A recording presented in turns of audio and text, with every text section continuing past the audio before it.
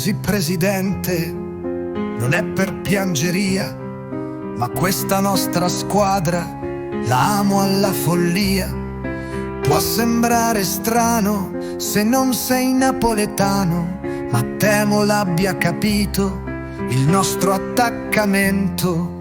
Io non mi sento terrone, ma per fortuna o purtroppo lo sono.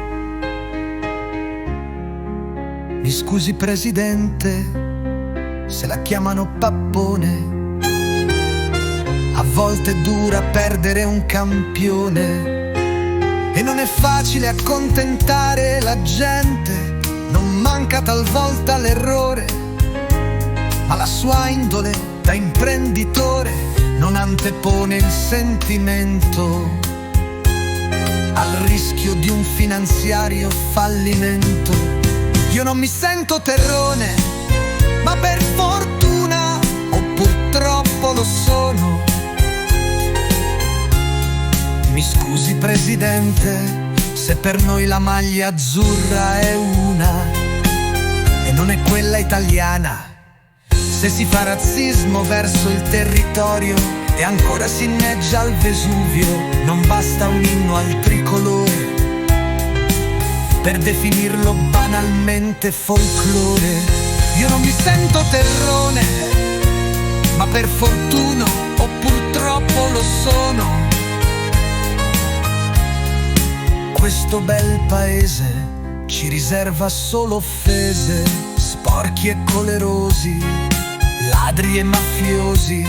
Perciò in campo rispondiamo e il dovuto rispetto ci riprendiamo. Anche in lei allora confidiamo per difendere la terra che amiamo.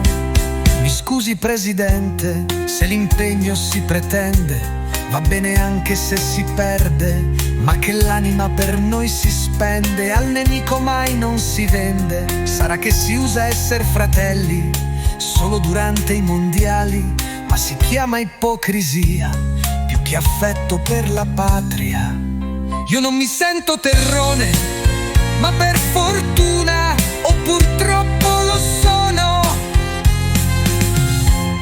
Mi scusi presidente, credo sia importante che si faccia sentire nel palazzo, perché provoca soltanto imbarazzo che l'Italia, paese di cultura e di libertà, sia dell'Europa il medioevo della civiltà.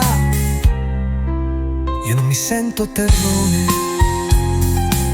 ma per fortuna o purtroppo lo sono. Questo bel paese forse è solo alle prese con una lenta evoluzione che ha smarrito la direzione.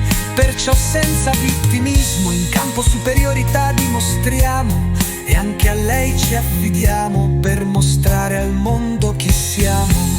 Io non mi sento terrone, ma per fortuna, purtroppo, per fortuna, purtroppo, per fortuna lo sono.